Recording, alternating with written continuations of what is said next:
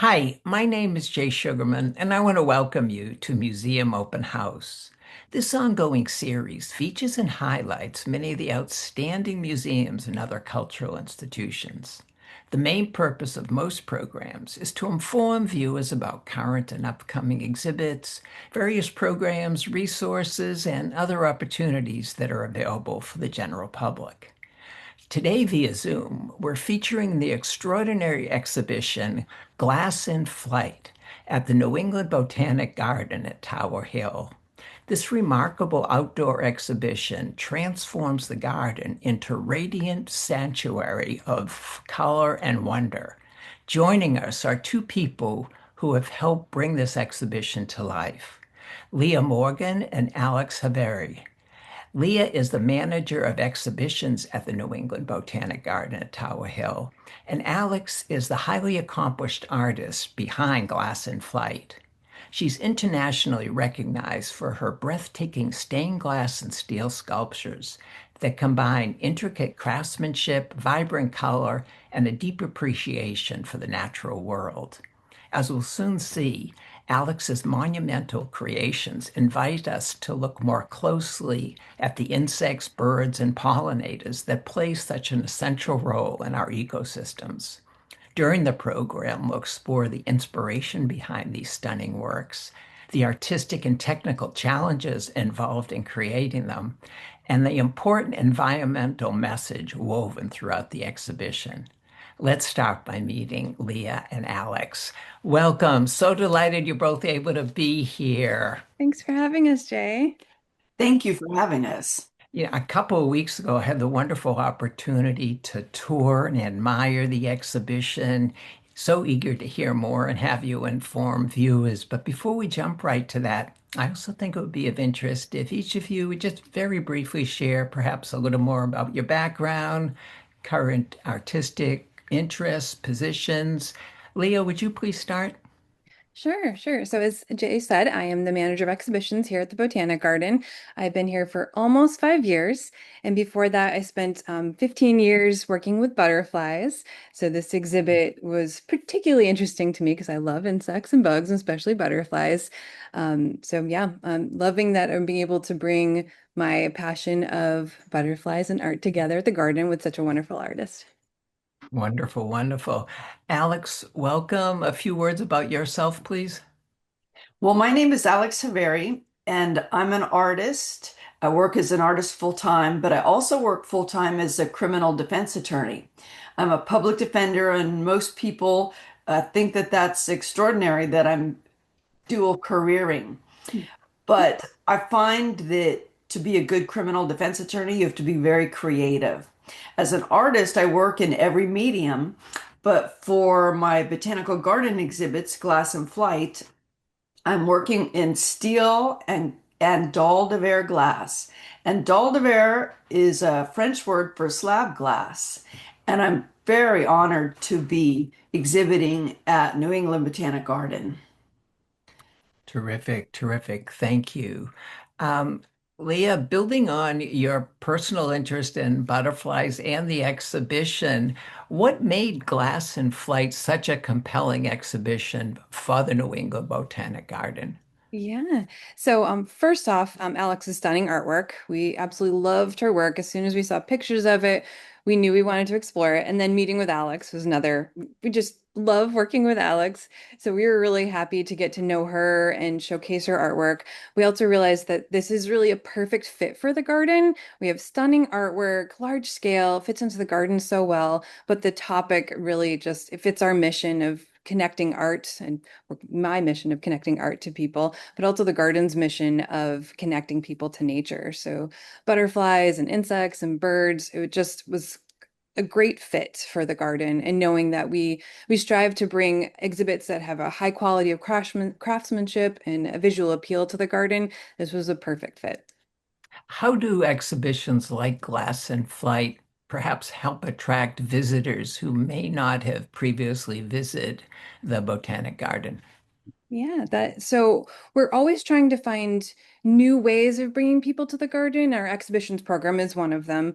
We like to vary our topics that we highlight and our the different mediums, and we thought this would be a great way of bringing people who are maybe bug lovers to the garden and people who love glass and might not have ever been to the garden before, but we hope this is an avenue, their way to come visit the garden and see all that we have to offer. And our exhibitions program, including amazing exhibitions like this, will help bring people to the garden.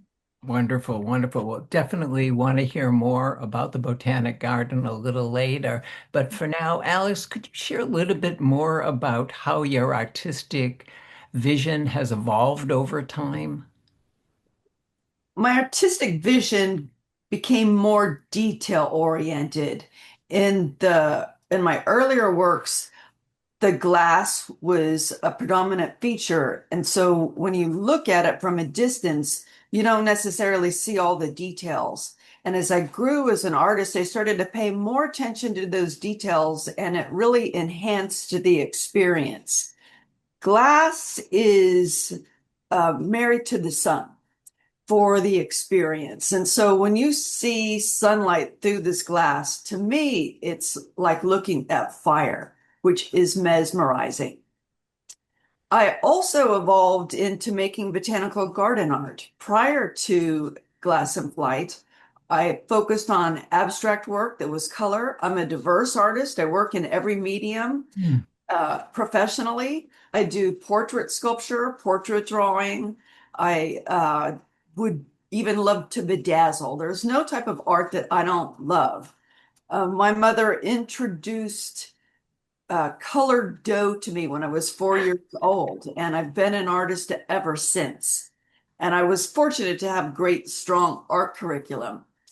But for Glass and Flight was a responsibility that I took on. Hmm. A botanical garden venue has spent so much time and money and staff hours creating something that's already stunning and beautiful.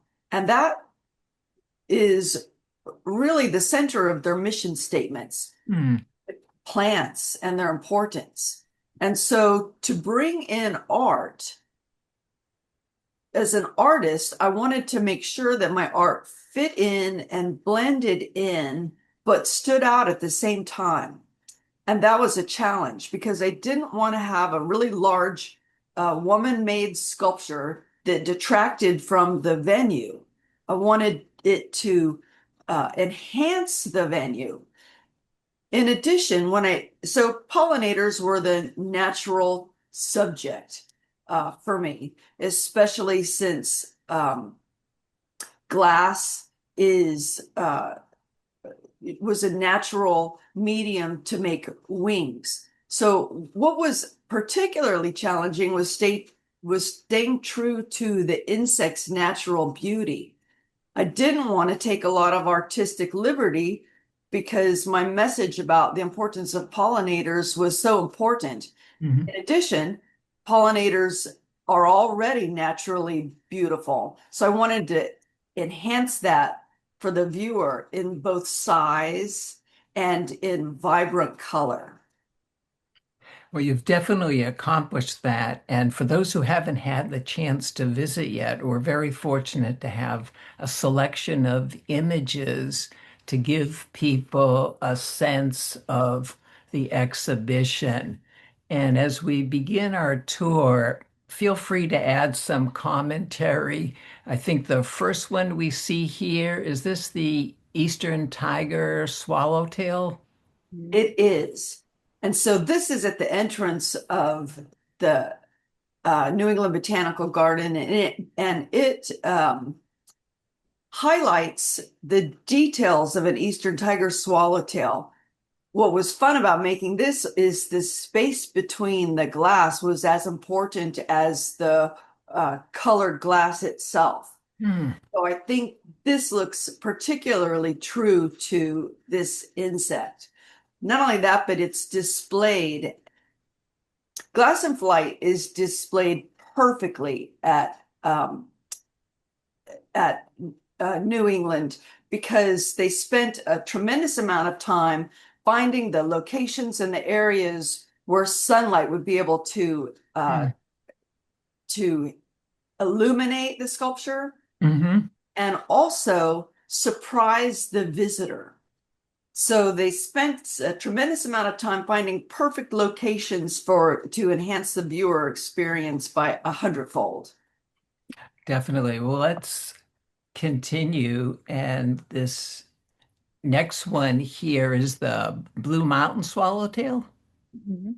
I loved making this because the top of that is 14 feet high, and this particular butterfly is over 6 feet wide, and it's entirely heavy. So I made this a sculpture specific for any BG. Nice, nice. Can you give us a sense of the process you go through from, say, initial idea to the finished product that we're seeing here? Do you start with sketches, drawings, models? What's your creative process like? The first thing I do is I study the insect I'm going to sculpt in as many images as I can to get the essence of their wings and see if I can make that with my medium because a dalle de verre is since it's a slab glass, it's only 8 inches by 10 inches. And so Uh, I want to be able to, I don't know, I mean, I can't make all of the insects, especially if the colors blend. And then I draw it out by hand. I don't have the time to learn how to computer render at this point in my life, working two jobs. So there's only so much I can take on. And then I study the details of the insect in as many images as I can because the details are so unique and specific. And then when I'm done with that, I let it sit for a minute and decide how I can best represent this as a standalone sculpture to make the biggest impact. And for New England, the way to do that was to go bigger and bolder. you definitely accomplished that. And as we move on and appreciate the monarch butterfly that we see in front of us, what were some of the challenges in making this sculpture? The challenges again were to be able to fit all of the wing parts into a slab of glass and to learn the details of a monarch butterfly. Not all monarchs look the same, and it looks different. Monarch wing looks different when they're open and on their back. You know, that's one thing, just building on what you said earlier, the details. I can't emphasize that enough for people who make their way and enjoy the exhibition is to appreciate all the time and effort you put into these pieces, to see the intricate details that you've incorporated from your research into these finished products is so admirable. They're works, like works of art in a museum that you really have to stay in front of and examine from all different angles and probably even from all different times of the day to appreciate all that has gone into these. And the colors for this one are noteworthy for sure. We're going to move on to just another area that you have specialized in. And here we see some wonderful hummingbirds. All of my exhibits have archways, and for New England Botanic Garden, I wanted to create something really special. So this is part of the hummingbird archway that spans, I think here, about 20 feet. Wow.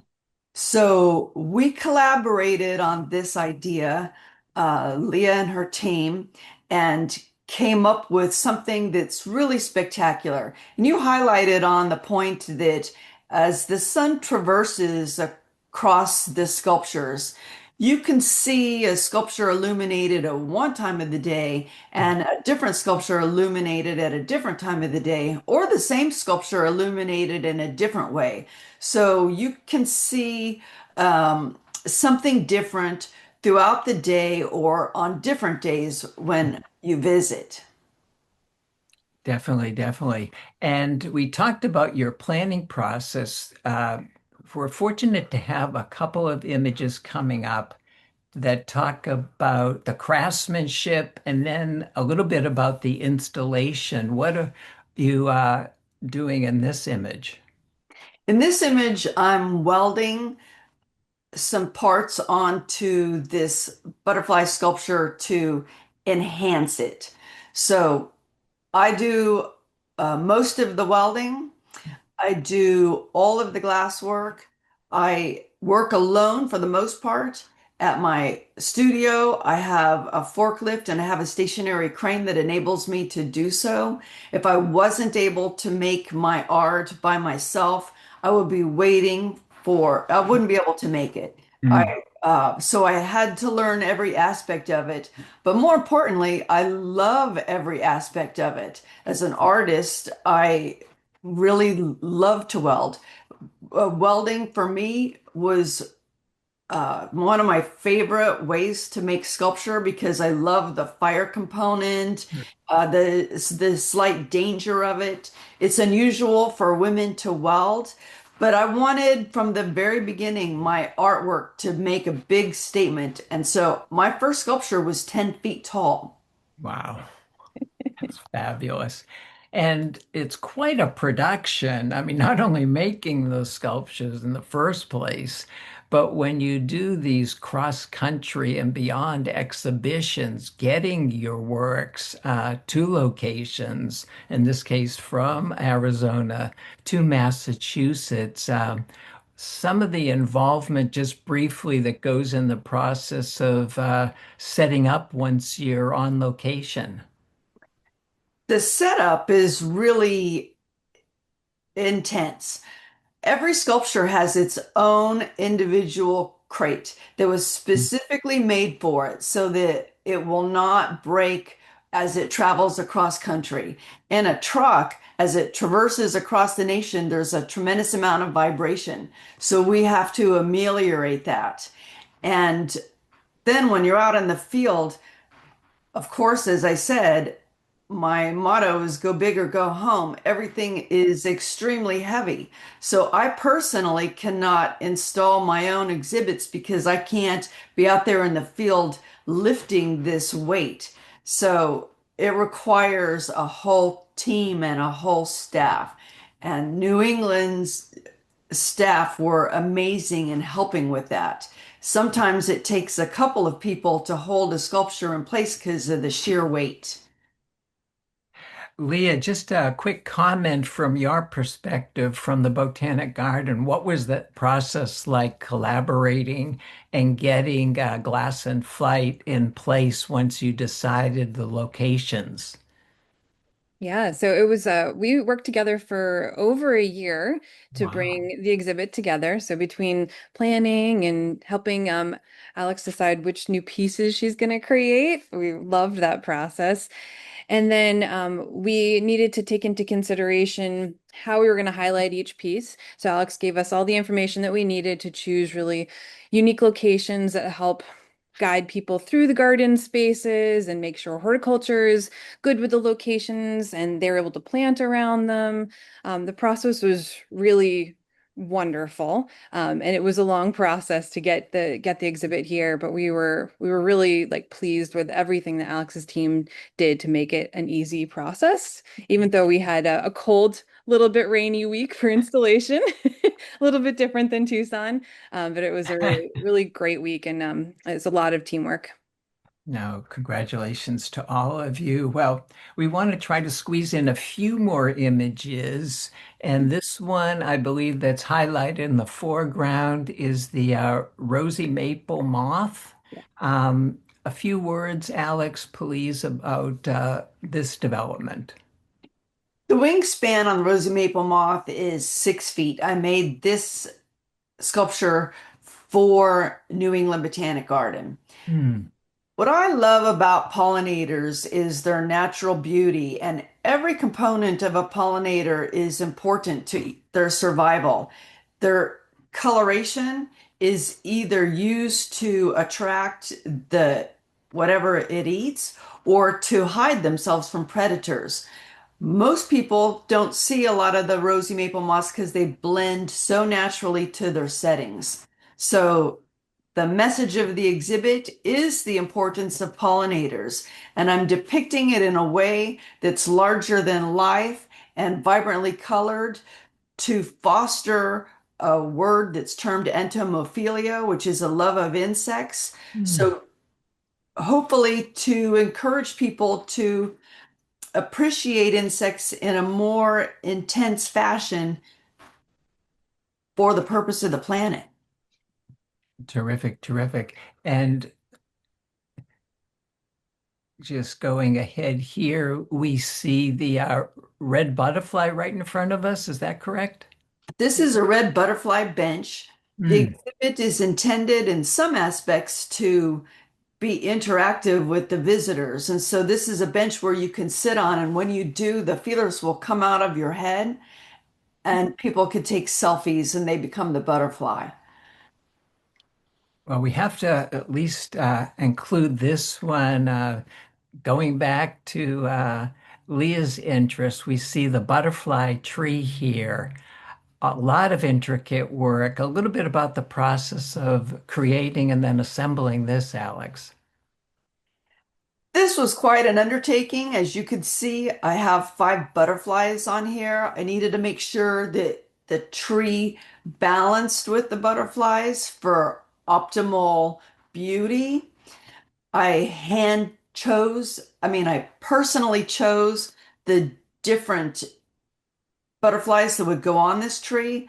When I went to make the monarch butterfly that's on the base of the tree, the white monarch butterfly, prior to seeing a real white monarch butterfly, I didn't even know that they existed. I Hmm. was going to make a amber colored monarch butterfly, and I saw that white monarch butterflies were a true type of monarch. They're not albino, they just lack pigment. And when you see one, it's good luck.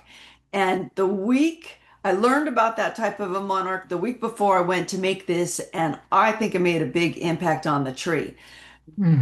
The staff at New England were really good at pushing me to go bigger, bolder, and better. And they really wanted me to make something unique for their venue that had particular impact since it's such an immense venue with lots of open space. So if I were to make something small, for example, the venue itself would swallow it up and it wouldn't make a big impression on its visitors. So what I really loved about this was the collaboration of New England pushing me to improve my skills as an artist. Hmm. Hmm. And they did so with enthusiasm. That's terrific, terrific. Alex, I know this is one of several exhibitions related to glass and flight that are traveling to different locations. What's been some of the reaction and feedback you've received from visitors when they see your work in location? I get hundreds of emails during an exhibit of people letting me know that they saw the exhibit, that they were going to go back, and that they really loved it. What is unique about Glass and Flight is it appeals to children Mhm. because some people could perceive it as maybe whimsical, but it's not. It also traverses on fine art. And so adults love the exhibit. So some exhibits, only children are really the perfect audience for that. And so it's great for families to visit.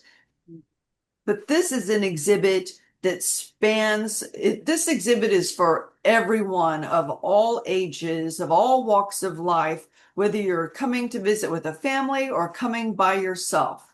So that's what I love about Glass and Flight. Definitely. Leah, I know the exhibition's been up for few weeks now and still ongoing until early November, I believe.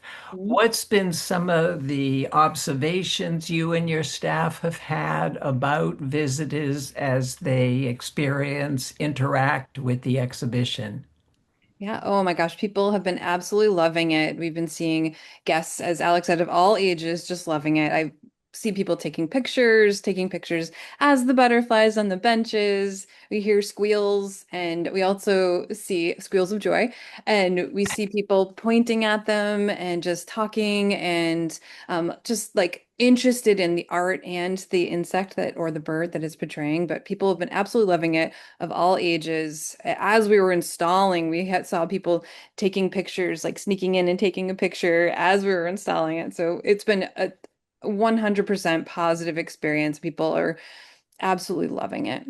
And there are so many sculptures. There's like 30, I think, throughout the property. So you just encounter them everywhere you go. Yep. There are 30 individual placements, but some of them, as you can see with the like the butterfly tree, there's five butterflies on that. So the butterflies are each a sculpture, but I also consider the ironwork that or the steel work that Alex does is its own really unique, wonderful, stunning craftsmanship. So yeah, well, there's 30 pieces to see. Each one of them has so much to see within it. And for those inclined, there's a fun scavenger hunt. Just Mhm. a word or two about that that people can enjoy, especially children. Yeah, yep. There's a fun scavenger hunt you can download from our website, and there are pictures of some of the real butterflies that you can match to the sculptures. And another wonderful resource I found on the website is a map that highlights where the different sculptures are located, as well as some terrific background information for Yeah. each piece, such as those we had the opportunity to visit today.